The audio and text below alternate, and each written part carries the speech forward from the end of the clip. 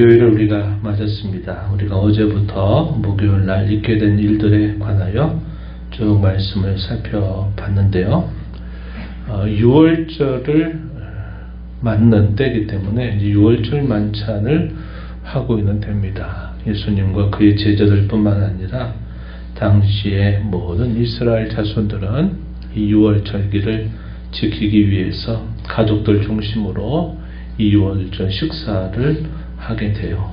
이 6월절 식사를 하면서 그 옛날 하나님께서 종되었던 자기 백성들을 구원하신다는 그 사실을 또다시 기념하는 그러한 밤을 보내게 되는 겁니다. 예수님께서는 제자들과 이 6월절 만찬을 하시면서 이 6월절 만찬에서 여러 가지 일을 하셨다는 사실을 우리가 기억하고 있습니다. 우리가 어제 요한복음의 기록을 통해서 보면 예수님은 세족식이라고 하는 걸 통해서 주와 선생임에도 불구하고 마치 그들의 종이 되신 것처럼 허리에 수건을 두르시고 그들의 발을 하나씩 하나씩 씻기시는 일을 예수님이 해주십니다. 그러면서 주와 선생으로서 내가 너희에게 본을 보인 것처럼 너희도 앞으로 그와 같이 하라 하시는 말씀을 하셨고요. 그 자리에서 예수님은 유다의 배반을 예고하셨고 유다는 그 말씀을 듣고 떠나가지만 다른 제자들은 유다가 떠나간 것을 배반으로 생각한 게 아니라 유다가 돈깨를 맡았기 때문에 어떤 다른 예수님의 분부하신 것을 행하려고 나갔는 보다 이렇게 생각을 했습니다. 참 아이러니하죠. 그때 예수님께서는 내가 주는 이 떡을 받아 먹는 자가 나를 팔리라 하는 말씀을 하시면서 이 유다에게 이것을 건네주신 겁니다. 유다에게는 돌이킬 수 있는 기회를 주셨다 그랬죠. 그런데 유다가 이렇게 받아 먹었는데 이 제자들은 그런 생각을 전혀 하지 못했다 그랬습니다. 그리고 마침내 유다는 그 자리를 떠났습니다. 그리고 유다가 어디를 갔을까? 오늘 우리가 그 말씀해 보니까 종교 지도자들에게 찾아간 겁니다. 그래서 겟세마네 동산에 있을 때 종교 지도자들과 그 지도자들이 파송한 군병들을 함께 데리고 찾아오는 그런 모습이 있게 되고요. 유다가 떠나고 난 이후에 요한복음에 의하면 예수님께서 떡과 포도주를 통해서 성찬을 그들에게 베풀어 주십니다. 그러면서 내가 올 때까지 기념하라 이렇게 말씀하셨어요. 6월절 식사가 아주 오랜 세월 동안 이스라엘 자손들이 애굽에서 나온 때로부터 바로 그때까지 6월절 식사가 계속 됐습니다. 그런데 그 6월절 식사의 진정한 의미가 예수님이 이 마지막 십자가를 지시기 전날 밤에 제자들과 가졌던 그 만남이 사실 마지막이 되는 겁니다. 그래서 이 6월절 식사가 뭐로 바뀌느냐? 이제 그 이후로는 성찬으로 바뀌게 됩니다. 그래서 구약의 할례는 신약 시대로 오게 되면 세례로 바뀌게 되고 6월절 식사는 이제 예수님이 제정하신 성찬, 이 성찬으로 변경이 되는 것이죠. 성찬을 제정하시면서 예수님은 이 다락방에서 이제 고별 설교와 같은 긴 말씀을 주십니다. 서로 사랑해라 하는 그 세 계명으로부터 시작을 해서 예수님께서 내가 떠나가는 것이 너희에게 유익하다. 내가 떠나면 또 다른 보혜사, 즉 성령께서 너희 가운데 오셔서 너희를 진리 가운데로 인도할 것이다. 두려워하지 말아라. 담대하라. 내가 너희에게 평안을 준다. 내가 주는 평안은 세상에 주는 평안이 아니라 내가 주는 평안은 주께서 주시는 그런 평안이다 하는 사실을 말씀하시면서 그들에게 여러 소중한 아주 귀한 말씀들을 말씀해 주십니다. 이걸 우리가 소위 다락방 강화라고 부르는 내용이고 어제 말씀드린 것처럼 이 다락방 강화에 대한 내용도 사도 요한이 그것을 매우 상세하게 기록하고 있다는 것을 보게 됩니다. 그리고 난 다음에 예수님이 제자들을 데리고 감람산으로 이제 향하시게 돼요. 이 감람산으로 향하는 중에 예수님께서 이 제자들이 배반할 것, 또 더 나아가서는 베드로가 부인하리라고 하는 말씀을 예고하시게 됩니다. 오늘 우리가 읽은 본문으로 이제 들어오는 이야기가 될 것입니다. 그래서 이렇게 감람산으로 향하시는 중에 제자들의 배반을 말씀하셨고, 또 더 친히 베드로 너는 나를 3번이나 부인하리라고 하는 예고의 말씀을 주시게 됩니다. 오늘 우리가 읽은 본문으로는 31절로부터 35절에 해당이 되고요. 그리고 난 다음에 예수님이 이 겟세마네 동산에 오르시게 됩니다. 그리고 이곳에서 사투의 기도를 올리셔요. 사투. 죽음을, 목숨을 걸고 얼마나 예수님이 간절하게 기도하셨는지 성경은 말하기를 땀방울이 빗방울이 되는 것처럼 예수님은 기도하셨다, 이렇게 말합니다. 우리가 아는 대로 예수님은 3번 기도하셨다 하는 정도만 알고 있지만 복음서는 그 예수님의 기도가 얼마나 처절한 그런 기도였는가를 또 말씀해 주고 있다는 겁니다. 그리고 난 다음에 바로 그 자리에서 유다가 종교 지도자들과 군병을 함께 동반해서 결국 예수님을 그들에게 넘겨주게 되는 일이 따라오게 됩니다. 그 내용이 오늘 우리가 읽은 본문 56절까지 쭉 이어져요. 그래서 오늘 이 3가지의 주요 이야기들을 좀 생각해 보려고 해요. 예수님께서는 이렇게 말씀하셨어요. 오늘 밤에 너희가 다 나를 버릴 것이다, 이렇게 말씀하십니다. 그러나 내가 살아난 후에 너희보다 먼저 갈릴리로 가리라, 이렇게 말씀을 하셨어요. 31절, 32절. 우리가 눈여겨보게 되는 부분이 뭘까요? 특별히 32절입니다. 32절. 그러나 반대 상황을 말하는 거죠. 제자들은 다 나를 버리고 배반할지라도 그러나 나는 너희를 버리지 않겠다 하는 그 의미가 담겨있는 표현이에요. 내가 살아난 후에 너희보다 먼저 갈릴리로 가리라, 이런 말씀을 하셨습니다. 이 갈릴리가 어떤 곳입니까? 제자들을 처음 부르셨던 곳이에요. 너희가 마치 다시 부름을 받는 것처럼 거기에서 만나자. 한 3년 전 그곳에 예수님이 찾아가셔서 친히 찾아오셔서 그들을 만나 주시면서 너희는 이제 고기 잡는 어부가 아니라 이제는 사람을 낚는 어부가 되게 할 것이다 하셨던 말씀을 하시면서 그들을 제자로 부르셨던 곳입니다. 다시 갈릴리로 간다는 것은 다시 그들을 부르시는데, 이때는 그들의 사도적인 그러한 권위를 입혀서 이제 하나님 나라와 그의 복음을 위하여 진정으로 이제 주의 일들을 감당하는 사람들이 되게 하시려고 하시는 말씀이죠. 이 말은 그 사이에 있게 되는 모든 일들이 있음에도 불구하고, 그럼에도 불구하고 주님이 내가 너희들을 버리지 않는다, 내가 너희를 사랑한다 라는 그런 뜻이 담겨있는 매우 소중한 말씀이 됩니다. 우리가 어제 읽었던 요한복음 13장 1절에서 그런 말씀하잖아요. 예수께서 그의 사람들을 사랑하시되 끝까지 사랑하시니라, 이런 표현을 우리가 읽은 바 있습니다. 예수님의 이 말씀은 주께서 그들 향한 사랑이 결코 변함이 없다, 절대적인 사랑이다, 조건이 없는 사랑이다, 배반까지도 끌어안는 사랑이다, 그런 사랑임을 우리가 알게 되죠. 이 주님의 사랑이 그 이후에 일어나는 모든 사건들에 있어서 그 저변에 계속 흐르고 있는 일이다 하는 사실을 우리는 알게 됩니다. 주님의 사랑이 그 근저에 흐르고 있다 하는 사실이에요. 그래서 그들이 배반하고 그들이 주님을 떠나고 하는 그 모든 일들 속에서도 역시 그들의 저변에 흐르는 것은 주님의 변함이 없는 사랑이다. 모든 사건의 중심에 이 주님의 사랑이 함께하고 있다 하는 사실을 우리는 알게 됩니다.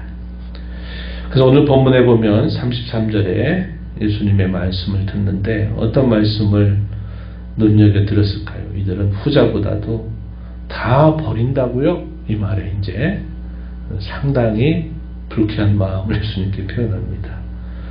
베드로가 뭐라고 말합니까? 33절에 모두 주를 버릴지라도 나는 결코 버리지 않겠습니다. 이렇게 베드로가 이야기합니다. 그랬더니 예수님이 하시는 말씀 34절에 오늘 밤 닭 울기 전 내가 3번 나를 부인하리라 이렇게 말씀을 하신 것입니다. 누가복음에 또 특이한 기록이 하나 있어요. 이 베드로의 장담 직전에 예수님이 베드로에게 하셨던 말씀이 기록됩니다. 누가복음 22장 31절 32절인데요. 많이 들어본 말씀이에요. 뭐라고 예수님이 베드로에게 말씀하시느냐.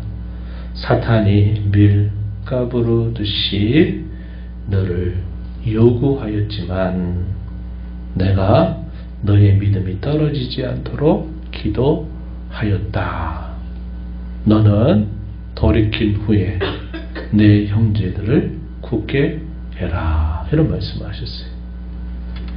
예수님이 이 베드로가 이런 장담을 하기 전에 내가 너를 위하여 기도했다. 사탄이 너를 어떻게든지 집어삼키려고 청구했지만 내가 너의 믿음을 위해서 내가 기도했다.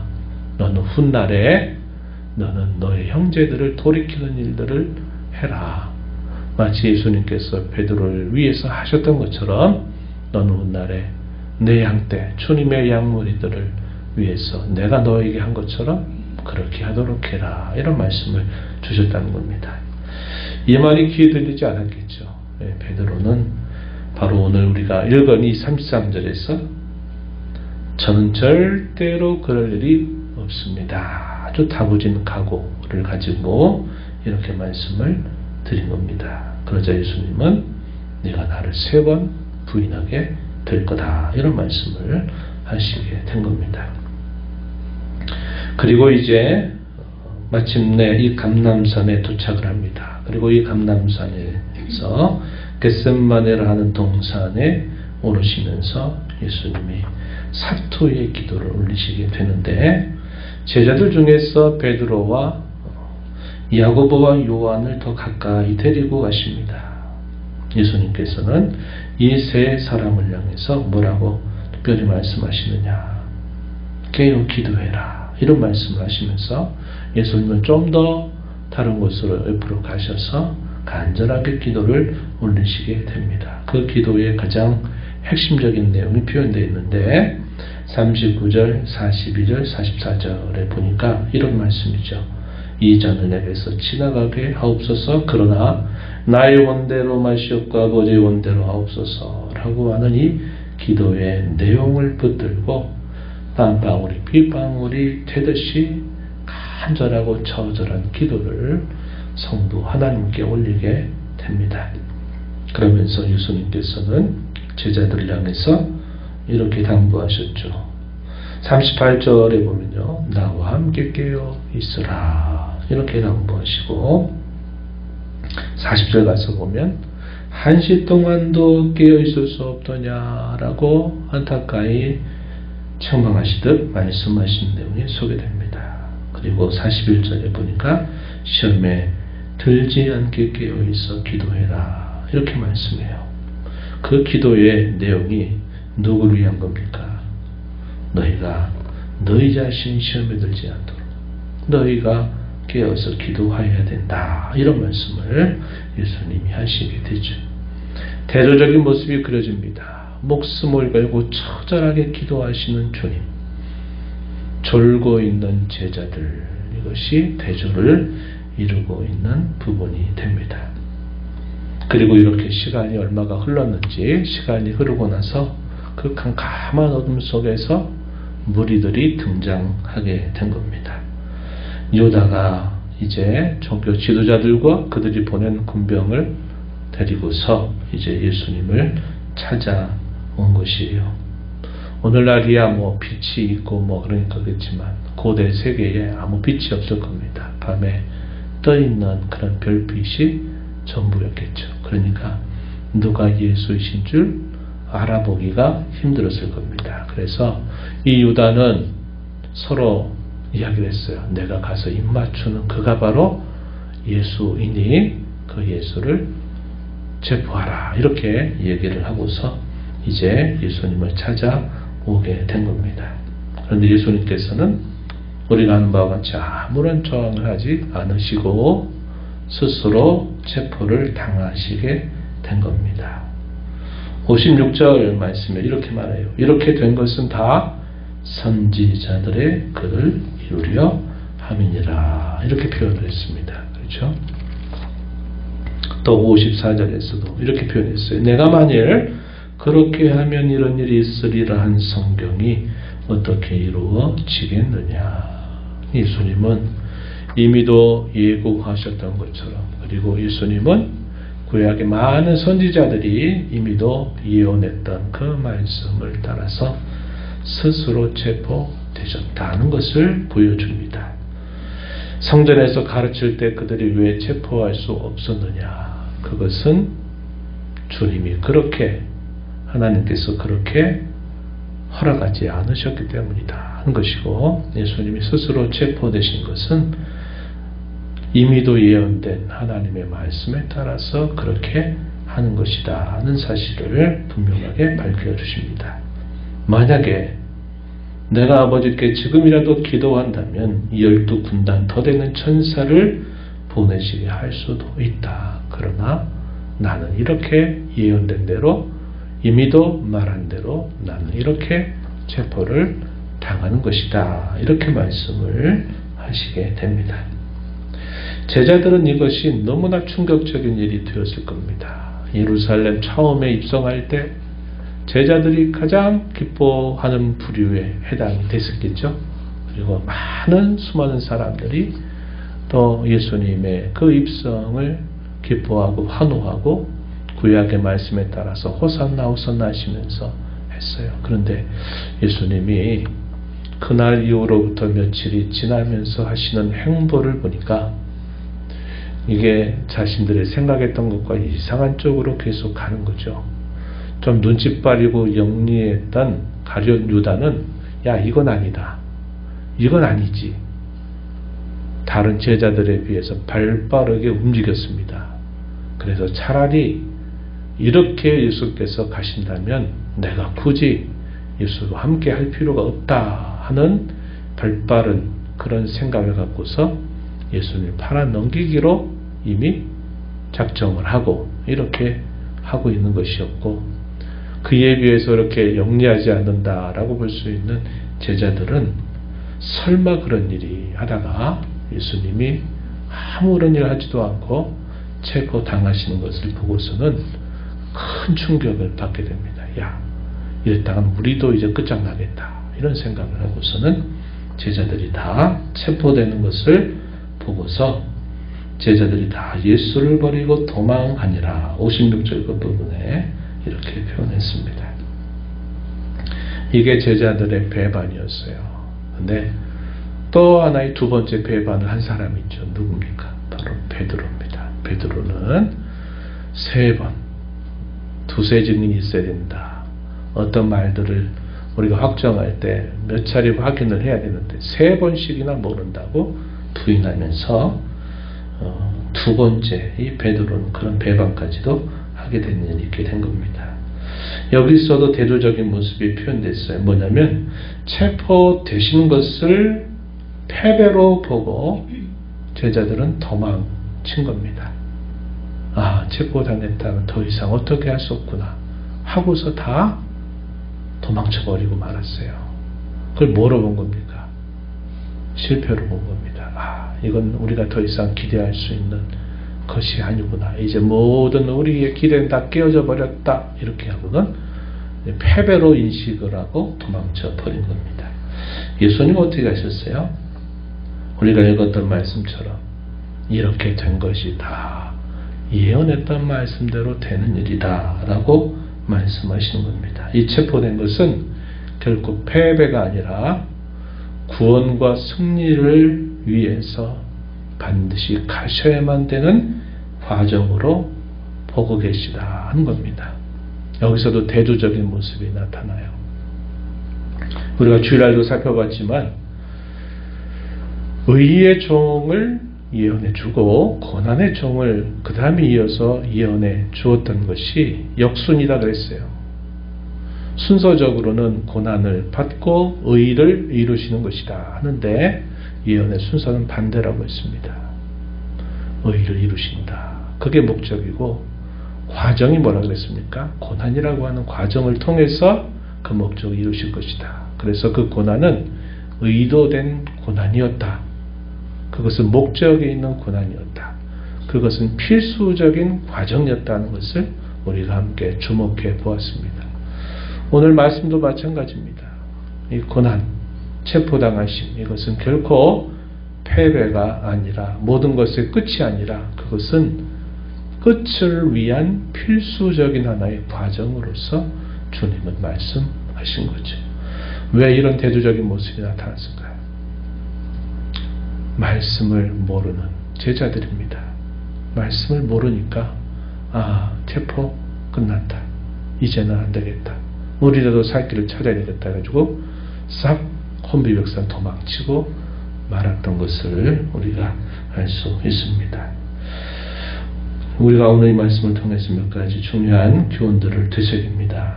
첫 번째는 주님의 변함없는 사랑이에요.